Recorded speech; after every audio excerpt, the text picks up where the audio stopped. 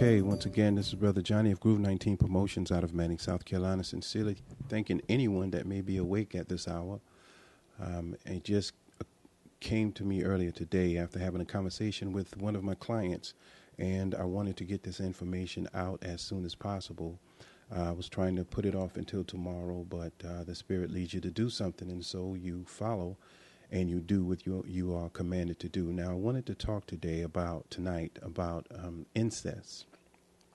I wanted to talk about the effects of incest, what incest is. Of course, if many of you may not know, it's when people who are in the same family engage in sexual intercourse or anything of that sort. And I wanted to talk about how that affects us as a people. For starters, I was having a conversation with my wife, and I was telling her some information about being forced into incest, and she wasn't aware that black people during slavery were forced into sexual pairing to make a better stock of field hand. So when a mother gave birth to a child, a son, who was very stocky, very strong, the right build to do a lot of work, when that son came of age, if the father wasn't around, the mother was forced to sleep with her son, or the sister and the brother were forced to sleep together, or the aunts and the nephews were forced to sleep together, or the nieces and the uncles during slavery were forced to sleep together to impregnate each other in order to have more field hands that were able to do a lot of work. And our people not knowing this, again, is a travesty. Our people not being aware of what we went through psychologically during slavery is a travesty of justice, a travesty of spiritual growth. And we keep that information from our children, and we continue to repeat that same cycle of incestual relationships and the damaging of the psyche of the child. Again, the Bible that we love so much, black people during slavery weren't permitted to read that Bible. It wasn't until that book was transferred out of one language into another, it wasn't until that book called Bible was diligently compared and revised that it was given to black people. And when black people, slaves, had church, there was always a white overseer in that church making sure that the black person never encouraged their constituents, their people, their peers, to want to uprise against the slave master. So when the book was rewritten, the inside of the book, there were chapters written, there were verses put in. If someone slaps you, don't hit them back. If someone takes your coat, give them the pants and everything else as well. These are all slavery teachings, but the ones in particular that I wanted to talk about first. Again, we just talked about slavery and black people being forced to sleep with their parents in order to produce a stock of slaves that were able to do all the field work. Now, in Genesis 19, 31 through 36 of the King James Bible, I want to read this to you. And the firstborn said unto the younger, two daughters, the daughters of Noah, Our father is old, and there is not a man in the earth to come in unto us after the manner of all the earth. Come, let us make our father drink wine, and we will lie with him, that we may preserve seed of our father. And they made their father drink wine that night. And the firstborn went in and lay with her father, and he perceived not when she lay down, nor when she arose. And it came to pass on the morrow that the firstborn said unto the younger, Behold, I lay yesternight with my father. Let us make him drink wine this night also, and go thou in and lie with him, that we may preserve seed of our father. And they made their father drink wine that night also.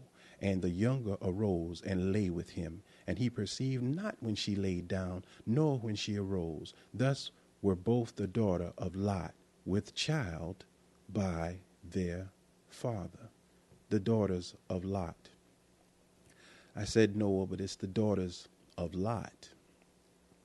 Now, if this is put into the book called the Holy Bible, and the wrong person gets the interpretation of that, then they will begin to preach across the pulpit the the agreeance of God with incest, the agreeance of God with adultery, the agreeance of God with all of the filth that we wish to desire to engage in.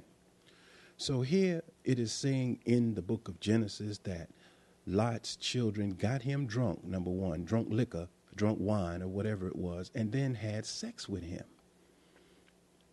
Now, many people don't know that in South Carolina, incest is legal.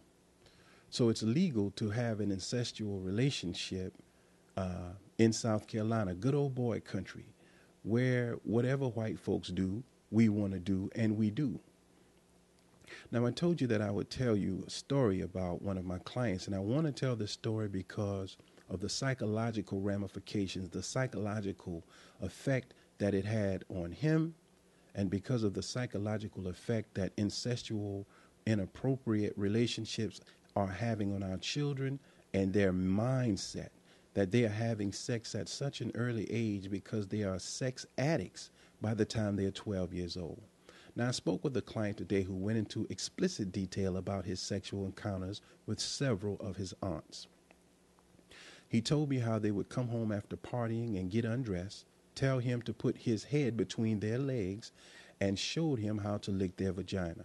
He was later permitted to have sexual intercourse with them for as long as he desired. He got so used to doing it that by the age of 12, he had gotten one of his cousins pregnant. Now, he was so ashamed of what he had done that he just ran away from the situation with the intentions of never coming back to his hometown.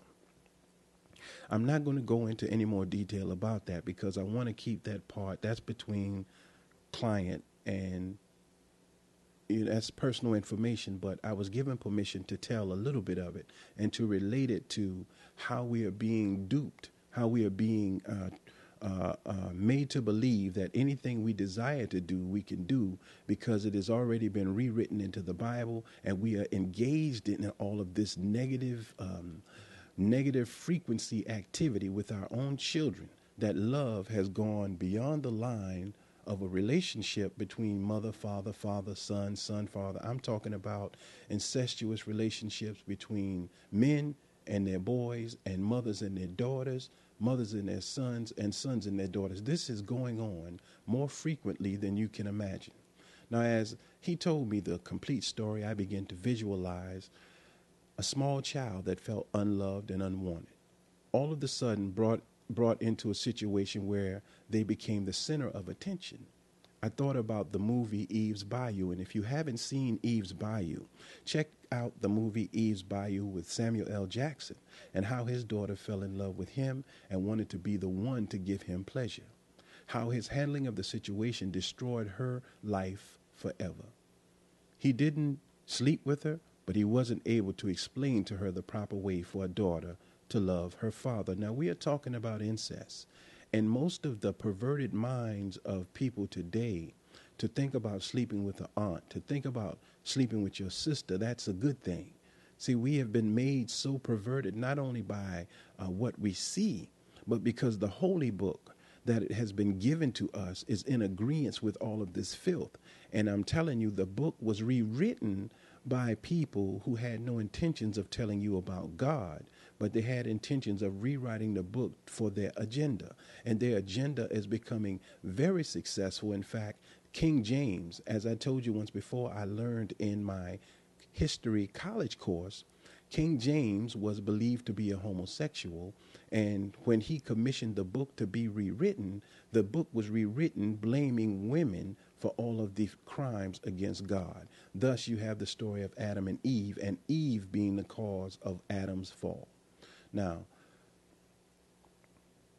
I thought about my brother and myself when I was talking to my client. I didn't want him to feel like he was telling me information that was so private and that I wasn't telling him anything. So I thought about my brother and myself and how we were molested, and we didn't look at it then as molestation. It was just something. We were molested by a neighbor's daughter who would make us pull down our pants, and she would perform oral sex on both of us. Now, she and my brother would go inside the barn but I have no idea what they were doing. And I thought about how I thought it was okay to desire to sleep with family members because I was coming into my own feelings, and the only women around at the time were female cousins and aunts. I had a desire to be loved, and it didn't really matter how that love came about. I remember seeing my cousins outside, tongue kissing, rubbing, half naked, with men on the car, and all of that stuff began to resonate in my brother and myself. And I started reading adult novels that my sister had hidden in the house, and it was always stories about incest, about wife swapping, or sisters and mothers sleeping with brother-in-laws and sister-in-laws. I never crossed the line in regards to sleeping with family, i.e. it never happened. I never slept with them, but it was so strong of a desire in me. It was an erotic desire in me, as it is in most of our children today, because the line between mother and parent, mother and son, father and daughter has been crossed. And there's a gray line being created where everything is okay to do. Now, I truly believe that if the situation had presented itself when I was coming up, I would have slept with whichever family member opened their legs and gave me the opportunity to. We're talking about incest and the damage that it does, not only to the psyche, the damage that it does to our ability to stay in a relationship, the damage that it does in terms of genetics when the same genetic DNA begins to mix together and impregnate children who are born with mental defects, psychological defects, and physical defects. Now, my client told me that he was having constant sex with two women who came over to their house to get high regularly. And that one night his sister was lying in the bed with these two women, and he went to the point of spreading his sister's legs open, but he never could enter her. That he would have if he could, but his mind wouldn't allow him to do it. Now it's 2014. And a large majority of mothers and fathers are more concerned about being their children's friend than being their children's parent. So there is a lot of inappropriate touching, an actual sexual encounter between parent and child that will have a lasting psychological effect on the child, even as an adult. We are being deliberately turned into animals, and we have to begin reversing that mentality before it is too late. And we are placed under the same divine judgment as Adam and Eve. We are placed under the same divine judgment as Sodom and Gomorrah. Now, how could God destroy Sodom and Gomorrah? Destroy Lot's wife. Destroy Sodom and Gomorrah for filthy acts with each other. Destroy Lot's wife, and the minute he destroyed Sodom and Gomorrah and saved Lot's family with the exception of his wife, now Lot's daughters go and begin to engage in the same sinful activity that Sodom and Gomorrah were just destroyed for. That doesn't make any sense. My point is, you can tell females, you can tell by their physical makeup how their legs are constantly protecting their private area in many cases, that they've been molested. You can tell by their inability to stay in a relationship. In many cases, you can tell by male and females' sexual prowess by the age of 12 and having children by the age of 12. Incest is doing this, and it is the sexual uncontrollable sexual desires of the adults that are dragging the children into this type of behavior. So we are held accountable for what is happening to our children. Again, everything that we talk about on the 19 report is talking about looking within yourself. And I want to point this out about Nimrod in the Bible. Nimrod's father passed. I don't remember. His mother's name is Esther, if I'm not mistaken. Nimrod's father dies. Nimrod ends up being in a relationship with his own mother. Nimrod impregnates his mother, and so the people won't know that they were in an incestual relationship. Nimrod's mother devises a plan and tell the people that the Holy Ghost came and impregnated her, and the baby she has is a divine baby. This is where the story of Jesus Christ originates, being divine in a sense. This is where we celebrate Christmas, because of the birth of this immaculate conception of a child that had no father. They were hiding the fact that they were in a relationship, and that Esther, I think that is her name, I'm not sure, don't quote me on that she got pregnant, and they had to hide the fact that she had a baby. So a lot of these pagan holidays are based on the relationship between Nimrod and his mother. All of this filth is put inside of the book we call Bible. Not that the Bible is filthy, but the people who rewrite the book rewrote the book with the intentions of confusing people, and specifically in America with the intentions of confusing black people. So we follow these books. Now in your churches, the private things that were once hidden are coming to the light. The preacher is sleeping with the wife. The preacher is sleeping with the daughter. The preacher is sleeping with his own children. The preacher is impregnating church members, is having homosexual relationships with the boys. All of this stuff has been put into the Bible and made to be justifiable. So we are engaging in the lowest levels of filth, and it's going through generation after generation. And as the Bible says, generation after generation will be punished for the sins of the father. So our children are becoming psychological animals. And I want you to tune in very soon as we go into detail about the subject of generation rage. Why are our children so angry? The time bomb is ticking. And our adults, our ones who still in church shouting and flipping over the pews, have hidden all of this horrible, horrific mental abuse of what has happened in the church, in the home, and think that by hiding it and shouting about it, that makes it okay. Church can do no good to anybody unless it teaches you how to turn inward and find out your defects, that you can take them to God. Now, for anyone that has been molested, for anyone that has willingly been in an incestuous relationship with a family member, for any woman that has slept with her sister's husband, or for any man that has slept with his brother's wife. I told you about slavery at the beginning to bring home the point that the psychological damage done to us during slavery is carrying on in us to this very day. So the things we engage in impulsively, we desire to do it because when we think about the evil in it, when we think about the excitement of it, we can't control our emotions.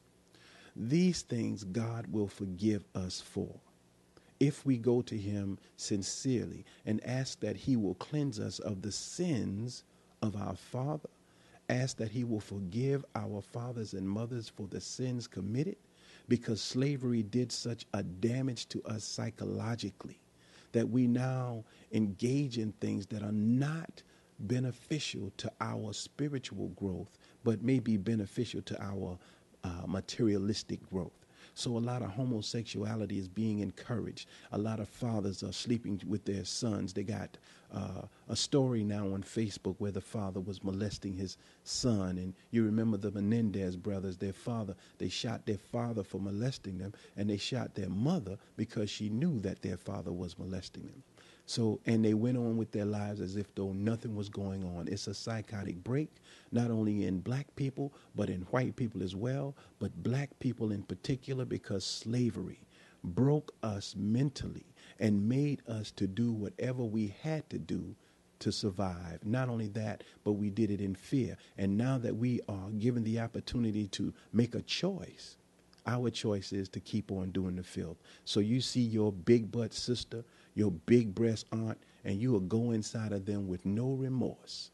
This is the mental state that we are in. And this is damaging our future, because God will destroy us all. And the things that are left in the dark today are coming to the light. As the scripture says, it has to come to the light. So this is my concern for us. And this is my warning to us. Yes, we love to do everything we're doing. We love to screw with whatever we can get into. It is exciting. We get that feeling, but we will be held accountable for the things that we are doing. God has made his presence known. Not only made his presence known, but he is in South Carolina, and his presence has been here since '89 that I know of, since the coming of Hurricane Hugo that I know of. That was the catalyst, the breaking point of the old South and the rise of the new South. And no system, the good old boy system, the elite system, the black elite system, none of them will be able to stand when God makes his presence really known. So to all of those who have been engaged in incestual relationships, whether it was by choice or by force, if you have been raped, if you have been molested, ask God sincerely to fix your mind and to fix your heart, to forgive yourself and to forgive the person who committed the crime against you. And even if you've fallen in love with this cousin, fallen in love with this sister or this brother, ask God to take the sinful thought out of you and allow you and your loved ones to balance. Do not continue on in that behavior. We have to begin to stand up and fight the internal fight that is necessary for us to grow sincerely into God. It's not about shouting. It's not about prophesying, because if a prophet is really a prophet, he wouldn't lie to you. If a prophet is really a prophet, he wouldn't climb over the real issue in order to get to the increase. A prophet and messenger of God is going to tell you what is necessary for you to know in order for you to grow into a oneness with God. And then as a collective, we come together in one place and call that church or that building home. So to all of those who've been through incestual relationships or any of the above mentioned situations with molestation, God forgives. Now, I'm not telling you to go out there and tell people your personal business. The reason people come to me with things is by God's permission. And the reason they have always come to me with things is because I never tell who the person is. And I always ask permission if I can share the information, but I never mention the person. There are preachers in South Carolina who are cocaine addicts, crack addicts. I have taken a preacher's daughter, 2 daughters and son into my home because he had a drug problem. And I took them into my home so that he wouldn't take them with him to do drugs. I know of many homosexual ministers in South Carolina, but they know that I won't tell that information. I've known it for almost 20 years. And they know that by God's permission, I won't tell it. So they come to me and they talk to me at times. So anyone that may have an issue, if you can't find a therapist or anyone to talk to about that issue, if it is bothering you, again, you can call me or you can call me and set up an appointment. We can talk about it. In fact, I'll listen. And if you ask my advice on the situation, give me the opportunity to take it to God in prayer and come back the next day or whenever God gives the answer. It may be instant, it may not be. But we have to begin to heal ourselves internally. The incestual relationships have to stop, because that is a psychotic break. That is a spiritual break from God that cannot be repaired unless we ask for the repairing of our souls, that the spirit will live. Again, this is Brother Johnny of Groove 19 Promotions, thanking everyone for tuning in to this short installment. But I had intentions of doing it earlier today, but unfortunately I couldn't get to it today, and I wanted to have it before the day is over with because it was in my heart that strong to do it. And when the individual was telling me about it, honestly, I passed by the subject, and before we hung up the phone, I said, wait a minute, tell me again what you just said. And when he explained it to me again, he wasn't hurt about it. It was just a part of life, but it hurt me because I thought about the people who have been molested and the people who molest other people and the people who have been raped and the people who rape other people. I thought about that line of psychological instability. And I'm praying on it within myself, and I'm praying on it for others, but we have to begin to balance it out. So this is Brother Johnny of Groove 19 Promotions out of Manning, South Carolina, and you have been listening to the 19 Report. I thank you for tuning in, and I hope that you will share this information. Again, we will have it posted up on YouTube and on our personal website. This is Brother Johnny of Groove 19 Promotions.